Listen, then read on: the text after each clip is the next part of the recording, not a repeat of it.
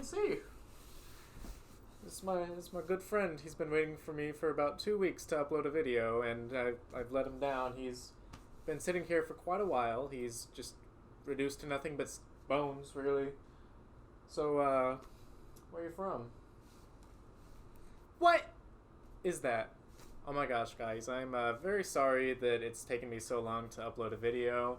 It was a really weird week last week, but now I'm here and I'm making a video, and I do hope that it makes up for it, so I'm terribly sorry about that. But welcome back to the Austin de Tejas channel. My name is Austin, and today we're going to be talking a little bit about music, and specifically we're going to be talking about sampling and interpolation. So some of you probably do know, but for those who don't, sampling is when you take a bit of one song in music and you take the bit, you splice it out, and you put it directly into your song. So this is actually something that's been around since the 40s, and it's nothing new really, and I can definitely see your grandma doing the Charleston to some Travis Scott, you know what I'm saying? It's lit! And interpolation is not necessarily sampling, because it's not just taking one little bit of a previous artist's song and making it yours, but it's where the new artist takes like a melody, something like that, they play it themselves, and then you have something new, kind of based off of what this is. For example, I'm gonna do a little bit right here. Y'all know Smoke on the Water?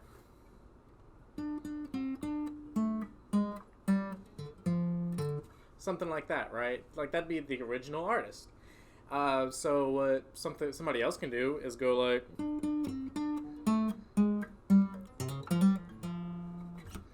something like that. And interpolation is something that I'm actually like a little more comfortable with than just like sampling.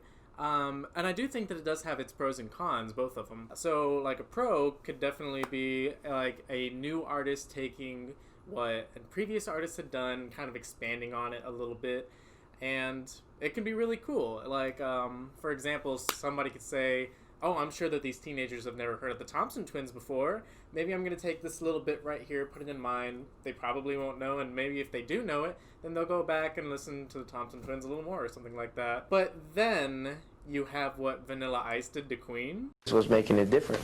It's totally different. It's a rap song. It doesn't sound anything like theirs. And just to prove his point, Vanilla breaks it down and sings the dings. Ding, ding, ding, diggy, ding, ding. Ding, ding, ding, diggy, ding, ding. Ding, ding, ding, ding. That's the way theirs goes. Ours goes ding, ding, ding, diggy, ding, ding. Ding, ding, ding, ding, diggy, ding, ding. That little bitty change. It's not the same. Not the same. Not the same. And so that's a con about sampling and interpolation, is because, like, to me as an artist, you're supposed to be coming up with something creative. And when you're just taking somebody else's thing, making it your own thing, maybe changing it up a little bit, then you're not necessarily being as creative as you're supposed to be when you're an artist. In a way, everything that you've ever wanted to write, everything that you've ever wanted to, like, record, it's already been made, really. So it's really hard to be an original these days, and, like, I mean, people have been around for so many years that the chances that you're going to come up with something original is slim to none. But you keep trying, and you keep trying to innovate, and when, like, Vanilla Ice, he just did da versus da. Come on. But not gonna lie, he did kill it with that song, though. I love Ice Baby. There have been a lot of examples over time, but I want to actually focus on the ones that I have seen these days. I'd say within like the last decade, something like that, 2010, 2020. I've found a few examples, and I just wanted to share them with you, and I hope you like it. I'm going to be putting them in order from the ones that I like most to the ones I like the least. And the ones I like the least, I'm going to have to try to find some sort of reason why they would do something like that. Like, just to completely take that melody, and, like, why else? Why would you do that? So here we start. Number one, the one I like the most. Not saying anything bad about the person. Dua Lipa, Break My Heart. I bet you didn't know that there is a portion of this song that is kind of, it's unintentionally taken from, I'll give you a few minutes to think about it. Pause the video if you must. It's taken from INXS, Need You Tonight. I would have stayed at home, 'cause I was doing better alone. But when you said hello, I knew that was the end of it all. I should've stayed at home. 'Cause now there ain't no letting you go.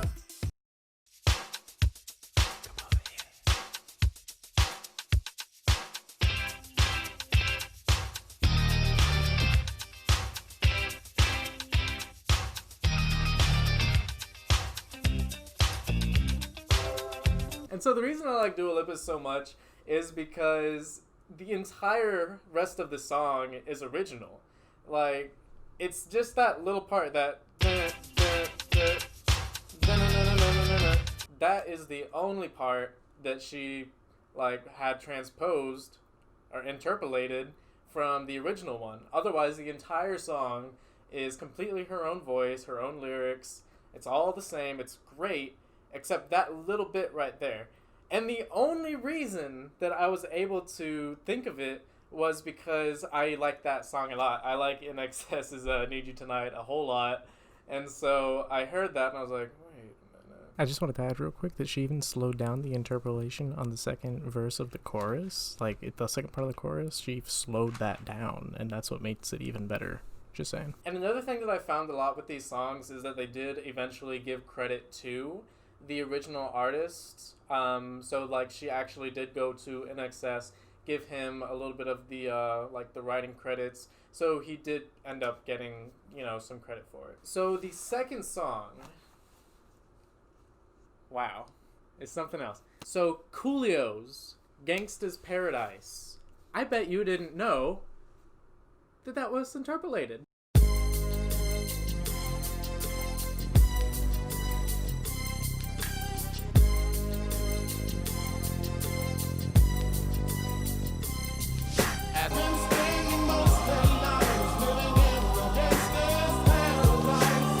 As I walk through the valley in the shadow of death. No. The words are entirely its own. But listen to this by Stevie Wonder, Pastime Paradise.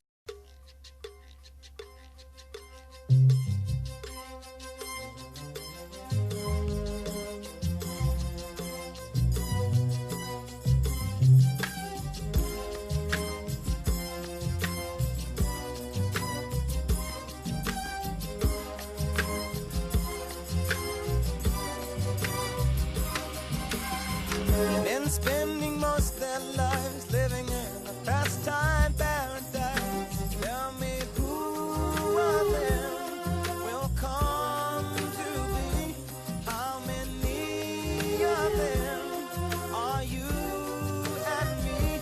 It's the same thing. And so the reason that I think it's like my number two is because they're both kind of telling the same story. So in Pastime Paradise, Stevie Wonder is talking about how people are still living in their pastime paradises, but those pastime paradises are like segregation, exploitation, mutilation of black people, and he's looking for a brighter future, like a future paradise where everyone is more centered around love and respect and understanding, those sorts of things.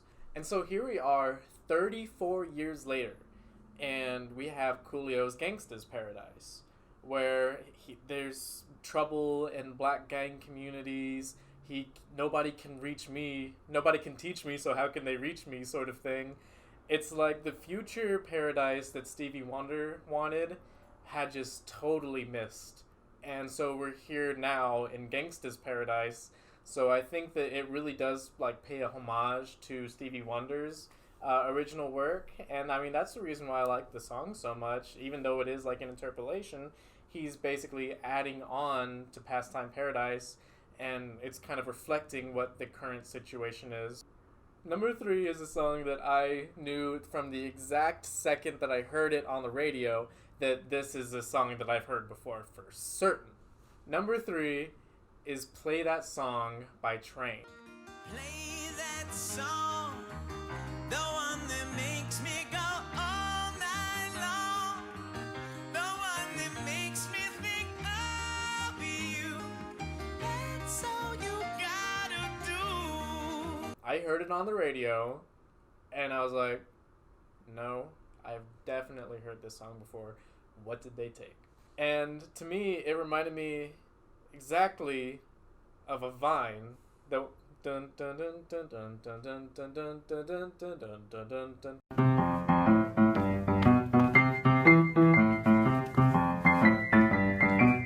I looked it up, and it's actually a love song from 1938 called Heart and Soul.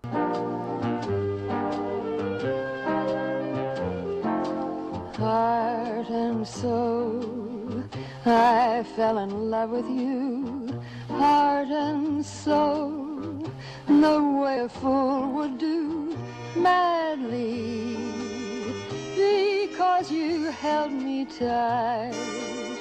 And it's kind of a common thing with interpolations is they take this old song, sometimes they take this old song that like definitely nobody's heard it before, and they're like, okay, well if I just take this, I'll be able to use it, it's a cool tune, I'll be able to make it my own thing, it's alright. This one from 1938, and they're releasing this song in the 2010s. Yeah, no way, no, I would never have heard of that song before. But they got to use that little melody. But they, of course, they also gave credits, and everyone gives credits. It's awesome. And I guess the reason that they would like make this song with that tune, one, because the tune is awesome. Another reason is because it's kind of like a modern day play on like an old-fashioned romance. Getting the DJ to play your song, the song that makes her go all night long, and everything like that.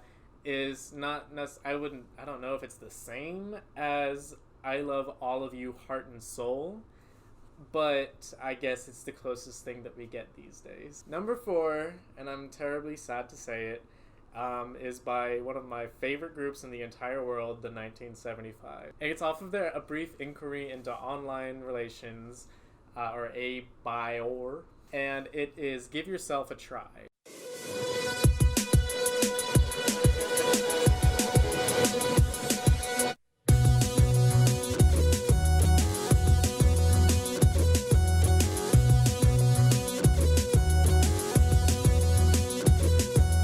I had no idea that this guitar riff, the thing that everyone was so pissed off about being so repetitive, is actually an interpolation from another group called Joy Division, and the song is called Disorder.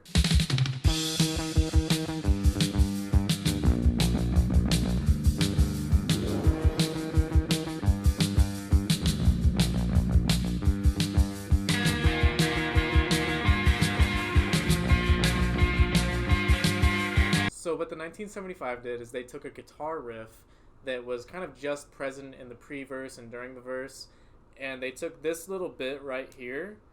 They interpolated it for sure, but they took it up and they extended it throughout their entire song. And the thing is, to me, they're both kind of considered like post-punk songs, but like Joy Division is definitely like a little more new wave than the 1975 is, like that. They're both got their own thing going, and what's got me flustered is the fact that I didn't know they betrayed me. I feel they betrayed me, but no, they didn't, because they're still the best band ever, and I love them so much. I love you, Maddie. But this song and the whole album is kind of like a breakdown of communication in like the online age. Give Yourself a Try itself is about not looking on social media as much, but just looking at yourself, I would say, and giving yourself a try versus trying to be these other people that you compare yourself to online, which is a very, very great message. It's very positive. It's very individualistic. Everyone's got their own worth, kind of, you know. And Disorder is it's a little bit harsher, I'd say. To me, it's still like a very cynical song, and they're both a little cynical. But the lyrics itself of Disorder are kind of about having the spirit to go on but losing the feeling. The lyrics themselves are full of like a lot of non sequiturs, and the fact that the lyrics themselves are also kind of very depressing, it makes me feel like they're going nowhere, like having the spirit, like being able to sing but losing the feeling, maybe not completing the sentences, having more depressive tones in the songs themselves, with lyrics like getting used to cars crashing and lights flashing and not wanting to take pity from their friends. It's his sort of take on what society might be becoming and the way that he's feeling about it necessarily. I would say that both of the songs are very cynical in their own way, And in a way, I feel like you have to go through Disorder to get to Give Yourself a Try sort of thing. And the only reason that this is number 4 is because he took that one guitar riff, and he made it himself, and he spread it out throughout the entire song.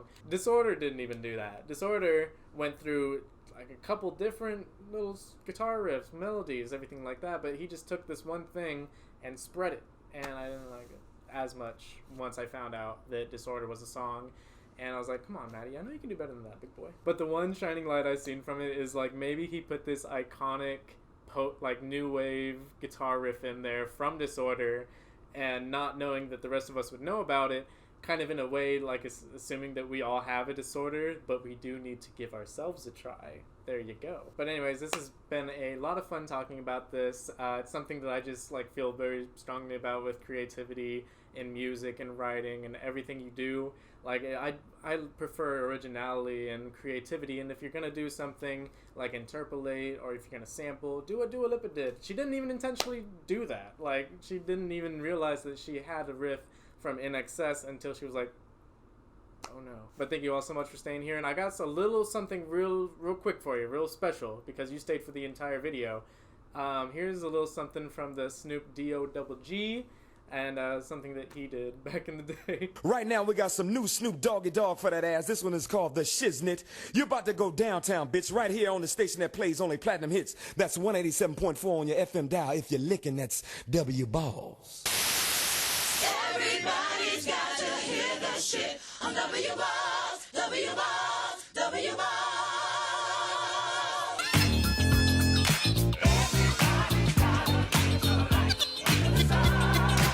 Love you.